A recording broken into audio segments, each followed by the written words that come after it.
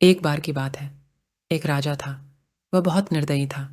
वह लोगों को बहुत सताता था। लोग उससे बहुत दुखी थे।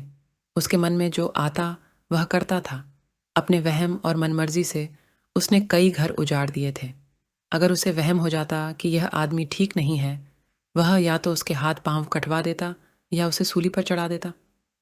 उसने इस प्रकार वहम में पड़कर किसी को फांसी पर लटका दिया, किसी को सूली पर चढ़ा दिया, किसी के हाथ पांव कटवा दिए, किसी को उम्र कैद की सजा दे दी, किसी को देश निकाला दे दिया, और किसी किसी का तो सारा सारा परिवार ही कोल्हू में पिलवा दिया।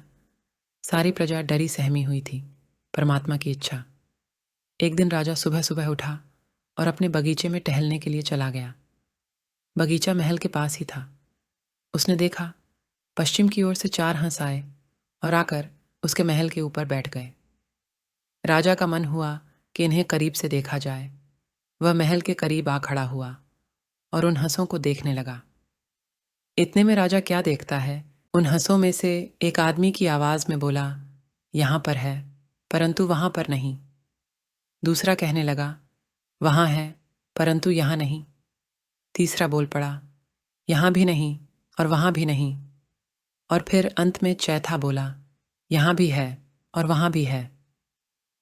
राजा उनकी बातें सुनकर बहुत परेशान हो गया। इतनी बातें करके हंस भी उड़ गए। राजा अपने महल में आया, परंतु उसे चैन नहीं आ रहा था। उसे हंसों की बातें परेशान कर रही थीं। उसने तुरंत अपने वजीर को बुलावा भेजा। वजीर दौड़ता हुआ आया और आते ही कहने लगा, बताइए महाराज, मेरे लिए क्या आदेश है। राजा बहुत परेशान था। उसने वजीर को सारी बात बताई कि किस प्रकार 4 हंस महल पर आकर बैठे और उन्होंने यह बातें कहीं और उड़ गए। मुझे समझाओ, इन बातों का क्या अर्थ हुआ। अब वजीर भी दुविधा में पड़ गया। उसे भी कुछ समझ नहीं आ रहा था। वह राजा को क्या बताए। वजीर कुछ देर सोच विचार करता रहा और फिर अंत में बोला, महाराज, इसके अर्थ का पता तो पंडित जी से ही लग सकता है। वह अपनी विद्या के बल से इन बातों का भाव बता सकते हैं। मैं आज ही पंडितों को बुलाकर आपके सामने उपस्थित करता हूं। ये कहकर वजीर ने अपनी जान बचाई। राज दरबार सज गया। पंडित जी को बुलाया गया। वजीर ने सारे दरबार में उस सारी घटना को विस्तार के साथ बताया जो राजा के साथ घटित हुई थी। पंडित जी को कहा गया कि वह अपनी विद्या से देखकर बताएं कि इन बातों का क्या भाव है। सारा कुछ स्पष्ट रूप से बताएं कि क्या यह अच्छे संकेत हैं या बुरे। पंडित जी ने अपनी सारी पुस्तकों को देखा, लाख यत्न किए, परंतु इन बातों के मर्म को न जान सके।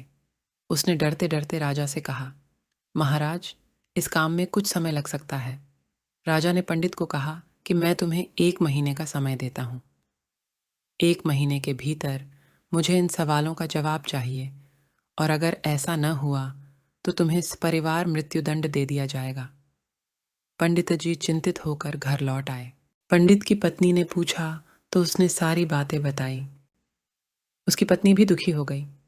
4-5 दिन पंडित जी घर पर ही बैठे बैठे इन प्रश्नों के उत्तर खोजते रहे, और फिर वह इन सवालों के उत्तर खोजने के लिए गांव गांव और शहर शहर घूमने लगे। 28 दिन यूं ही बीत गए, परंतु पंडित को कोई सुराग न मिला। थके हारे उसे एक रात एक बुढ़िया के घर पर रुकना पड़ा। बूढ़ी अकेली थी। उसके कोई संतान भी नहीं थी।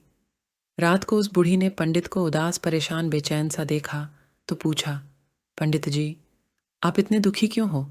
किस बात की चिंता है? पंडित जी ने उस बुढ़िया को सारी बात बताई।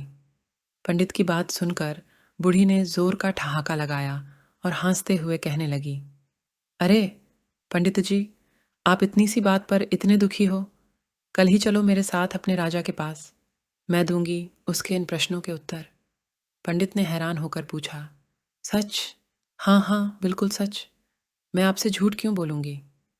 दूसरे दिन वह बूढ़ी और पंडित चल पड़े। रास्ते में उन्हें एक वेश्या मिली। बुढ़िया ने उसे भी अपने साथ ले लिया। आगे चलकर उन्हें एक साधु मिला। बुढ़िया ने उसे भी अपने साथ ले लिया। कुछ और आगे गए तो उन्हें एक कंजूस सेठ मिला। उन्होंने उसे भी अपने साथ ले लिया। चलते चलते उन्हें एक और सेठ मिला जो बहुत ही दयालु और दानी था। वह भी उनके साथ चल पड़ा। दूसरे दिन राजा का दरबार लग गया। भीड़ इतनी ज्यादा थी कि लगता था जैसे सारी प्रजा दरबार में आ गई हो।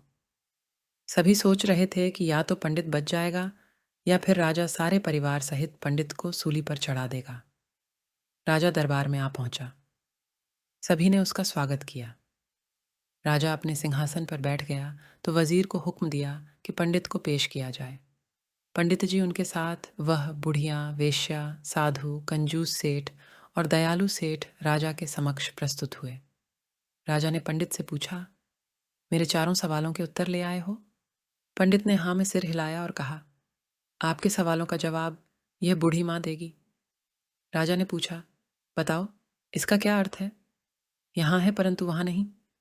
बूढ़ी ने साथ आई वेश्या की ओर संकेत किया और कहा, इसका उत्तर यह वेश्या है।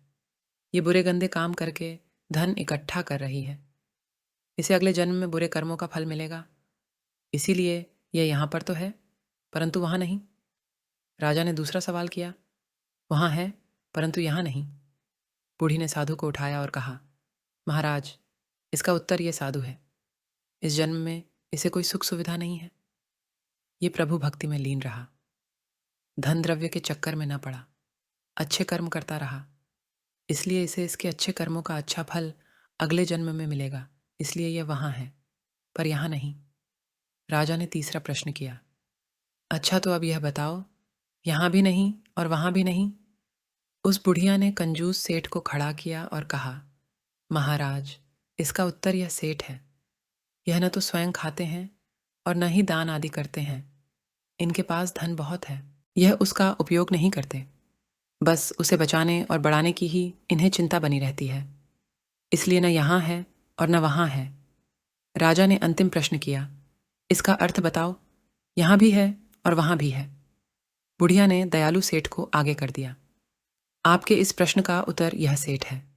यह खुले दिल से खाता है और खुले दिल से दीन दुखियों में धन बांटता है, उनकी सेवा करता है, दयालु है, धर्मपरायण है, दान पुण्य आदि कर्म करता है। इसलिए यह यहाँ भी है और वहाँ भी है। राजा की आंखें खुल गईं।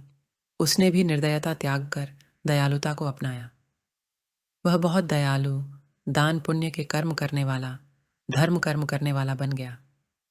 दीन दुखियों की सेवा करने लगा। उसकी सारी प्रजा सुखी और प्रसन्न हो गई।